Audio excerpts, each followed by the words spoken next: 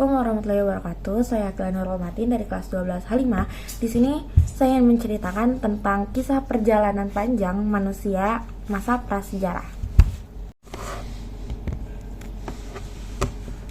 Jadi masa prasejarah itu adalah masa ketika manusia belum mengenal tulisan sehingga semua peninggalan di masa ini hanya dapat dilacak melalui benda-benda yang mereka tinggalkan, seperti fosil, peralatan batu, lukisan, dan juga lukisan yang ada di dinding-dinding gua.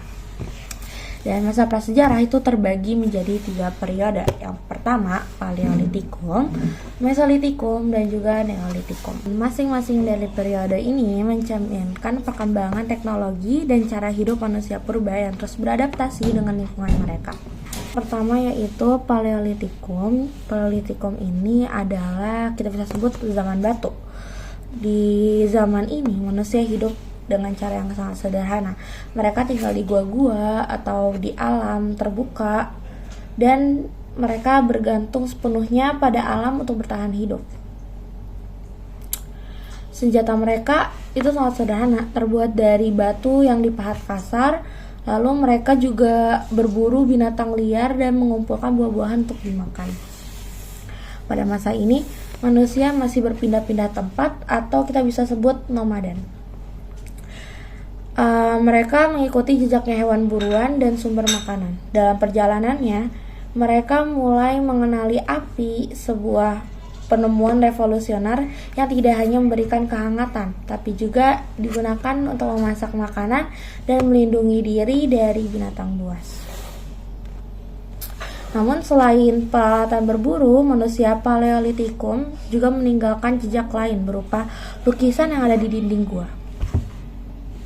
Mereka menggambar hewan-hewan yang mereka buru serta cerita-cerita tentang kehidupan mereka seolah ingin menyampaikan pesan kepada generasi-generasi setelahnya. Yang kedua adalah zaman Mesolitikum. Zaman ini adalah transisi kehidupan ketika iklim bumi mulai berubah dan zaman es itu berakhir. Pada manusia yang memasuki era Mesolitikum atau zaman batu Madia, mereka ini mulai menemukan cara-cara baru untuk bertahan hidup. Mereka masih berburu dan mengumpulkan makanan, tetapi mereka mulai tinggal di tempat yang lebih lama. Jadi mereka udah tidak berpindah-pindah tempat. Di zaman Mesolitikum ini mereka sudah mulai membuat peralatan berburu yang lebih canggih, yaitu tombak, panah, pokoknya peralatan yang lebih modern lah dari zaman sebelumnya. Dan juga mereka udah mulai membuat perahu sederhana yang digunakan untuk menyeberang sungai atau berburu ikan. Dan perubahan iklim juga menyebabkan manusia mulai mengenali daerah-daerah yang subur, yang dimana mereka bisa tinggal lebih lama karena sumber daya yang melimpah. Kemudian zaman yang ketiga yaitu zaman Neolitikum, yaitu zaman revolusi pertanian, atau kita bisa sebut revolusi terbesar dalam kehidupan manusia prasejarah.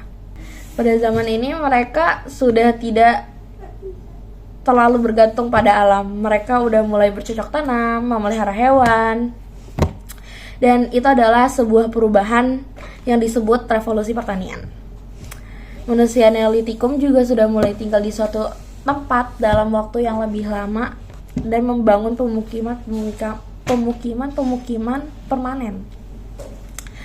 Dan mereka juga di situ menanam gandum, padi, jagung, dan juga berternak seperti sapi, kambing. Dengan persediaan makanan yang cukup, populasi manusia mulai meningkat dan mereka membentuk komunitas-komunitas kecil. Selain itu, manusia Neolitikum juga sudah mengembangkan teknologi yang lebih modern dari 2 zaman sebelumnya. Mereka sudah menggunakan tanah liat dan juga logam untuk membuat peralatan-peralatan modern. Dan juga mereka sudah mengenal tenun untuk mereka buat pakaian dari bahan-bahan serat. Dari kisah-kisah 3 periode masa prasejarah ini, kesimpulannya adalah jejak yang abadi masa prasejarah adalah periode panjang yang menggambarkan bagaimana manusia perlahan-lahan beradaptasi dengan lingkungannya. Dari manusia yang hidup penuh pada alam seperti zaman Paleolitikum hingga menjadi petani di zaman Neolitikum. Berjalan manusia prasejarah penuh dengan inovasi yang akhirnya membawa mereka pada peradaban. Jejak-jejak mereka yang tinggalkan baik seperti fosil, peralatan, maupun seni gua adalah warisan abadi yang memberikan kita gambaran tentang kehidupan nenek moyang kita di masa lampau. Oke, cukup sekian. Wassalamualaikum warahmatullahi wabarakatuh.